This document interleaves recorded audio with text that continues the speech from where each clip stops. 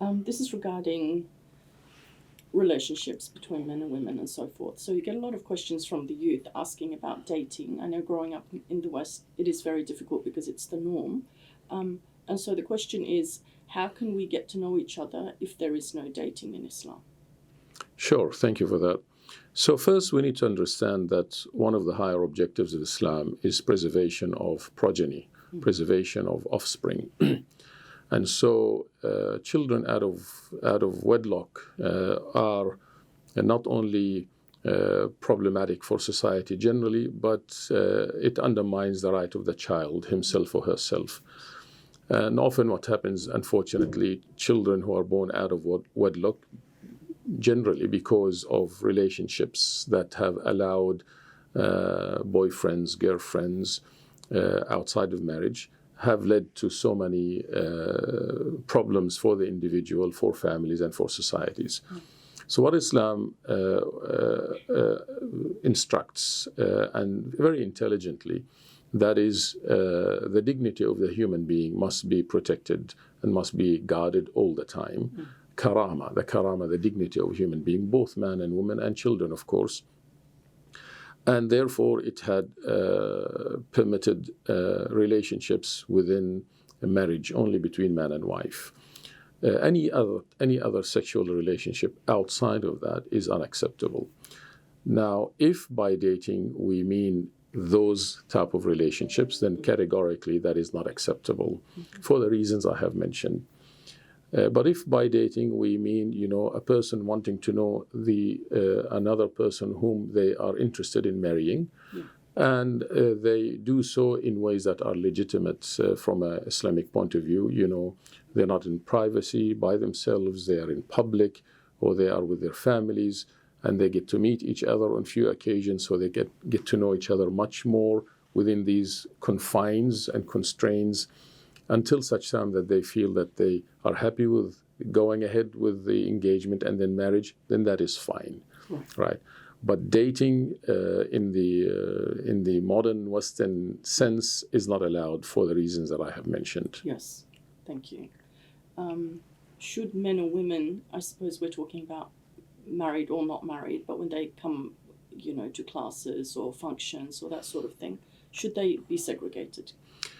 Again, the general rule among Muslim scholars is that if men and women are in a place that is deemed as public, where they are not in seclusion, a man and a woman who are of marriageable kin, if they are not in private, secluded place, then it is permitted to be in a general public place where they attend classes, for example, or they sometimes, events, and we're talking about halal events, of course. Yes. So there is no harm in doing so.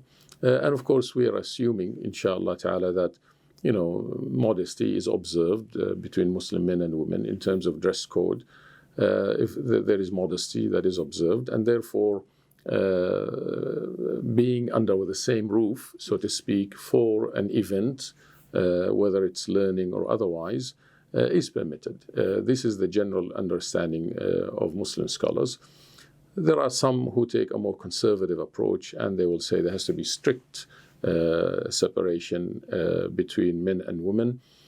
And again, if you look at the Muslim world today, there's only one, perhaps, country that might exercise that a very strict observance of complete segregation between men and women, but the rest of the Muslim world does not do that. They haven't done that historically, and they don't do that now.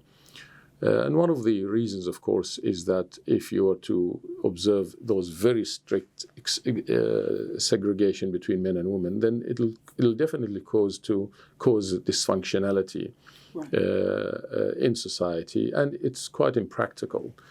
Right.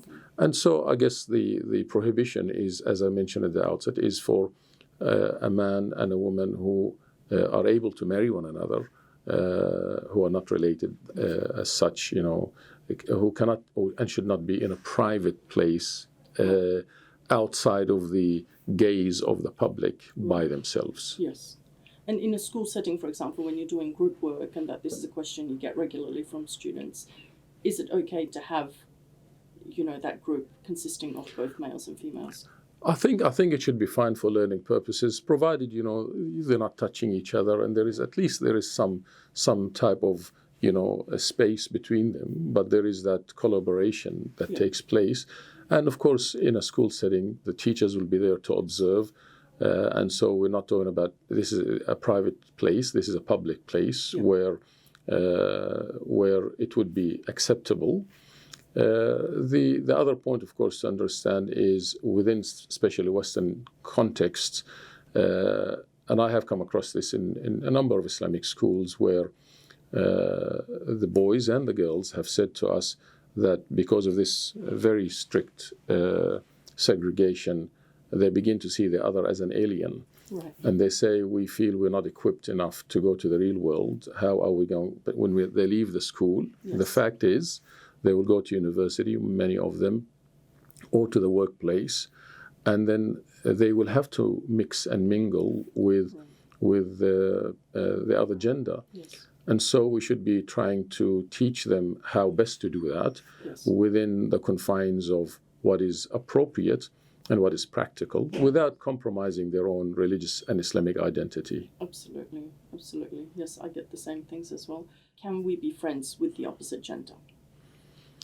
If by friends we mean colleagues, if you are at work and you have, which is, again, this is the norm now in society, whether in Muslim countries or non-Muslim countries, if you're at work and you have colleagues there and you become friends in the sense of colleagues, then there is no harm in doing so, provided, we maintain respectful relationships, we maintain respectful distance and space, and then there is no harm in taking a friend of the opposite gender. Again, with the precaution that we don't be in isolation with them in a private setting, but rather the relationship is always in public. It is collegial, it is professional, it is respectful. Then that is fine. Yeah, absolutely. Wonderful. Thank you. Thank you for joining us. No worries. And we'll come back with more questions, Inshallah ta'ala. Jazakumullah khair.